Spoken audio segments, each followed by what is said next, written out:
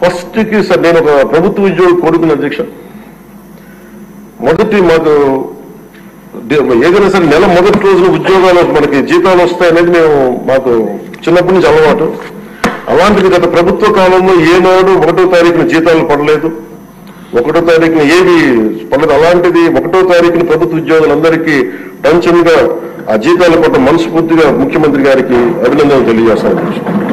అలాగే 64 లక్షల మంది బెనిఫిషియరీస్ కి లబ్ధిదారులకి 4,000 చొప్పున వారికి 1000 రూపాయలు పెంచి మరి ఇవ్వడం మనస్ఫూర్తిగా వారికి నా అభినందనలు తెలియజేస్తాను. అది కూడా అందరూ వెళ్ళి వారి చేతికి అంటే దీనికి ఏ వ్యవస్థ అవసరం ఉన్న వ్యవస్థను సమర్థవంతంగా వాడుకొని ఇంటికి క్యాష్ చేరవేయటం మనస్ఫూర్తిగా వారికి నా అభినందనలు తెలియజేస్తాను అధ్యక్ష. అలాగే పంచాయత్ డిపార్ట్మెంట్ సంబంధించి 1452 కోట్లు మేము ఇప్పటికి ఖర్చు చేసాం అధ్యక్ష. అలాగే ఇండిపెండెన్స్ డే సెలబ్రేషన్స్ కూడా చాలా ఘనంగా జరుపుకున్నాం, డబ్బులు పెంచి అనేక సందర్భాల్లో తెలియజేశాను. 13,326 గ్రామ పంచాయతీలకి జాతీయ ఉపాధి హామీ పథకం పల్లి పండుగ ద్వారా 4,500 కోట్లు నిధులు విడుదల చేశాం అధ్యక్ష. అలాగే గౌరవ ముఖ్యమంత్రి గారి ఈ నాయకత్వంలో ఈ ప్యాడీ జ్యూస్ రైతులకు కావాల్సింది 1,674 కోట్లు రిలీజ్ చేసి నిజంగా మీరు రైతాంగానికి మీరు ఎంత అండగా ఉంటారని మాటలతో కాదు చేతుల్లో చూపించారు అధ్యక్ష. వారికి మనస్ఫూర్తిగా నా ధన్యవాదాలు. అలాగే ప్రభుత్వానికి మన కేంద్ర ప్రభుత్వానికి ఎంత అండగా ఉంది మోడీ గారి ఆధ్వర్యంలో ఉన్న కేంద్ర ప్రభుత్వం అంటానికి అమరావతికి 15,000 కోట్ల రూపాయలు, పోలవరంకి 12,500 కోట్ల రూపాయలు, రైల్వే ప్రాజెక్ట్స్ దాదాపు 70,000 కోట్ల పైచిలకు, హైవేస్ అయితే దాదాపు ఇప్పటికే 55,000 కోట్ల రూపాయలు ఈరోజు మనకి ఇచ్చారు అధ్యక్ష. దాని పనులు జరుగుతూ ఉన్నాయి. అలాగే ముఖ్యమంత్రి గారికి కూడా ముఖ్యంగా మిడ్ డే నేను అడిగింది ఏంటంటే ముఖ్యమంత్రి గారిని డొక్కా సీతమ్మ గారి పేరు ఏదన్నా పథకాన్ని క్యాంటీన్ పెట్టండి అంటే ఆయన ఏకంగా దీనిలో నారాయణ గారికి కూడా ముఖ్యమంత్రి గారు ప్రత్యేకంగా నా ధన్యవాదాలు తెలియజేస్తున్నారు అధ్యక్ష. మధ్యాహ్న భోజన పథకాన్ని విద్యార్థుల మధ్యాహ్న మిడ్ డే మీల్ స్కీమ్ కి డొక్కా సీతమ్మ గారి పేరు పెట్టడం మనస్ఫూర్తిగా వారి చేతులు ఎత్తి నేను మనస్ఫూర్తిగా కృతజ్ఞతలు తెలియజేస్తాను అధ్యక్ష. అలాగే ఇలాంటి స్ఫూర్తి చూసి నాకు కూడా వ్యక్తిగతంగా నేను ముఖ్యంగా ఆయన లీడర్షిప్ ఎబిలిటీ, ఒక క్రైసిస్ వచ్చినప్పుడు ఒక నాయకుడు ఎలా ఉండాలి, ఒక వరదలు వచ్చినప్పుడు ఎలా ఉన్నారనేది మనకి విజయవాడ బొడిమేరు వరదలప్పుడు అసలు ఆయన చూపించిన నాయకత్వ ప్రతిమ ఇవన్నీ చాలా ఆదర్శనీయం అధ్యక్ష. మేము వెళ్ళి కాళ్ళు నుంచి మన చొక్కా మరిచి ఆయన దిగి వరదలో నడిచి దిగి ఆయన అవసరం లేదు, ఆయన చేయించవచ్చు. ఒక కమాండ్ సెంటర్ లో కూర్చొని చేయగలిగే సత్తా ఉండి కూడా మా అందరికీ ధైర్యం నింపడానికి, మా అందరికీ భరోసా నింపడానికి, ప్రజలకు ఆ భరోసా ఇవ్వడానికి ఆయన నడిపించిన తీరు యంత్రాంగాన్ని చాలా అభినందనీయం అధ్యక్ష. అలాగే జల్ జీవన్ మిషన్ కి సంబంధించి అధ్యక్ష ఈ రోజు గత ప్రభుత్వం ఫిల్టర్ బెడ్స్ కూడా మార్చలేదు అధ్యక్ష.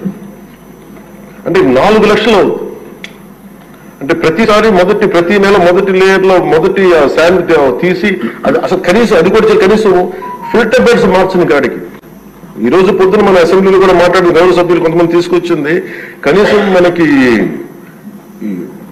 కిడ్నీ వ్యాధులు ఎక్కువైపోతుంది, కనీసం ఫిల్టర్ బెడ్స్ కూడా మార్చలేదు. కనీసం ఫిల్టర్ బెడ్స్ మార్చిన కొంత ఇంపాక్ట్ తగ్గుద్దని అంటుంటే నిజంగా అనిపించింది అధ్యక్ష. జల్ జీవన్ మిషన్ మేము ఇప్పుడు దాకా గౌరవ ముఖ్యమంత్రి గారి నాయకత్వంలో ఆయన విజన్ తోటి జల్ జీవన్ మిషన్ ని ఈ రోజున అందరికీ మాటిస్తున్నాం అధ్యక్ష, రాష్ట్రానికి మాటిస్తున్నాం.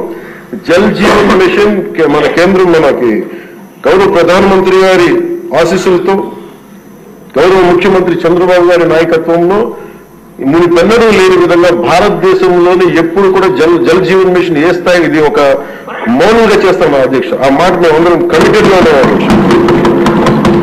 అలాగే లా అండ్ ఆర్డర్ కి సంబంధించి లా అండ్ ఆర్డర్ లో 3 IPS ఆఫీసర్స్ ని ఏకకాలంలో సస్పెండ్ చేసిన ఘనత వాళ్ళు చేసిన తప్పులకి ఆ ధైర్యం కావాలంటే ఆయన అనుభవం చాలా స్పష్టంగా తెలియజేస్తుంది. అలాగే లా అండ్ ఆర్డర్ సంబంధించి ఇంకొకటి గాంజా, గంజాయి వనాలు పెరిగిపోయిన చోట తిరిగి శుద్ధి చేసిన డ్రోన్స్ ను వాడి గంజాయి అరికట్టడం. ఈ మధ్య కూడా మనం ఏ స్థాయికి వచ్చిందని పక్కన ఉన్న వైజాగ్ లో హాస్పిటల్ పక్కన చిన్న పిచ్చి మొక్కలు కూడా పెంచేస్తాను, అంత ఇదిగా పెరిగిపోయిన దాన్ని ఉక్కుపాదంతో దాన్ని ముందుకి దాన్ని అని చేస్తామని చెప్పింది చాలా స్ఫూర్తిదాయకం అధ్యక్ష. ప్రత్యేకించి సోషల్ మీడియాకి సంబంధించి అసలు ఇంట్లో ఆడబిడ్డలు బయటికి రావాలన్నా కానీ ఊళ్ళల్లో ఈ రోజున ఇక్కడున్న చాలా మంది గౌరవ సభ్యులు కానీ ముఖ్యమంత్రి గారు వీళ్ళందరూ ఎంతో కొంత ఒక ఇన్సులేటెడ్ అధ్యక్ష. కొంతమంది అధికారులు తెలియచ్చు, లేదంటే మనుషులు ఉండొచ్చు, వీళ్ళు ఉండొచ్చు, కానీ నిజంగా సఫర్ అవుతుంది ఊళ్ళల్లో ఆడపిల్లల అధ్యక్ష.